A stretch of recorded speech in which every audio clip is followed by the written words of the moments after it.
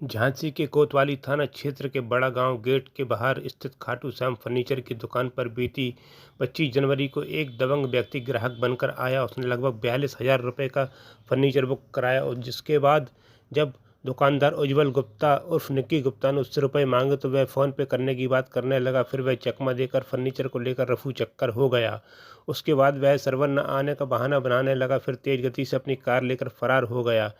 पीड़ित दुकानदार अब अपने रुपए रहने के लिए उसके चक्कर लगा रहा है। अब वह दुकानदार को फ़ोन कर धमकी दे रहा है।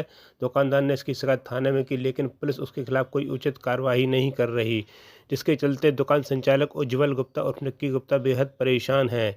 बीते रोज़ उसके दो साथियों ने दुकानदार को जान से मारने की धमकी देते हुए उसके साथ मारपीट कर दी, जिसके चलते वह काफ़ी दहशत में है।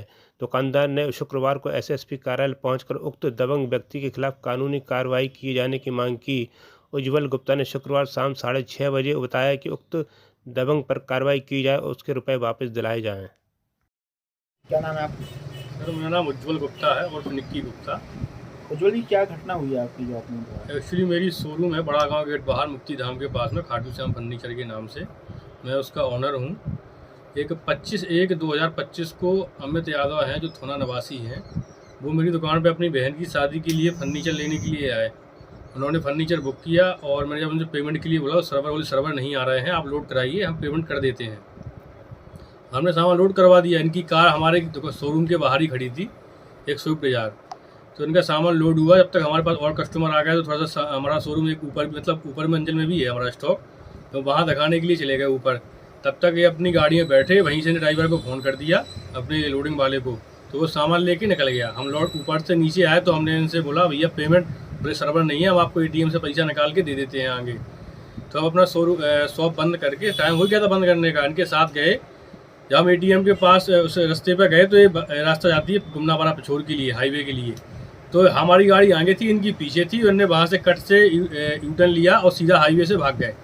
हमने इन्हें फ़ोन किया तो ये बोले, हम ATM छोड़ दिया है, हमारा घर एक गुमनावाला पिछोर में जहाँ हम किराए से रहते हैं, वहाँ से ATM लेके आ रहे हैं। और जब हम काफ़ी देर तक इंतजार करते रहे, इन्होंने फ़ोन स्विच ऑफ कर लिया। फिर हमने 3-4 दिन इन्हें कंटिन्यू कॉल किया, उन्होंने फ़ोन उठाना बंद कर दिया। हमने फिर 4 तारीख को इनकी कंप्लेन की कोतवाली में, इंस्पेक्टर साहब को प्रार्थना पत्र दिया, वहाँ से कोई रिस्पॉन्स नहीं आया। फिर कल 20 तारीख को करीब 9 बजे के आसपास मैं सब्ज़ी लेके घर जा रहा था सुसनप्रास वैली में। तो रास्ते में एक नीली पल्सर से 2 व्यक्ति हमारे पास आए, हमारी गाड़ी के आगे गाड़ी लगा दी और मुझे गाली गलौज करने लगे। बोले, तुम्हारा नाम निक्की गुप्ता है? हमने कहा जी। बोले, अमित यादव से पैसे नहीं मांगना है, पैसे भूल जाओ।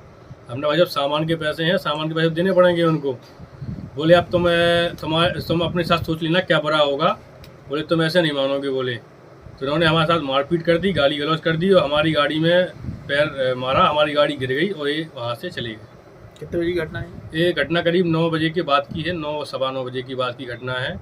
और हमें उसी दिन से जान से मारने की धमकी दे रहे हैं, कंटिन्यू हमारी रैकी कर रहे हैं। हमारी दुकान के बाहर बिना नंबर की कई गाड़ियाँ आती हैं, दुकान के बाहर खड़ी रहती हैं, हमें देखती रहती हैं, फिर चली जाती हैं, फिर आती हैं। कई लोगों के फ़ोन पे भी फ़ोन आ रहे हैं और धमकी दे रहे हैं। आपने इसकी शिकायत कहाँ की?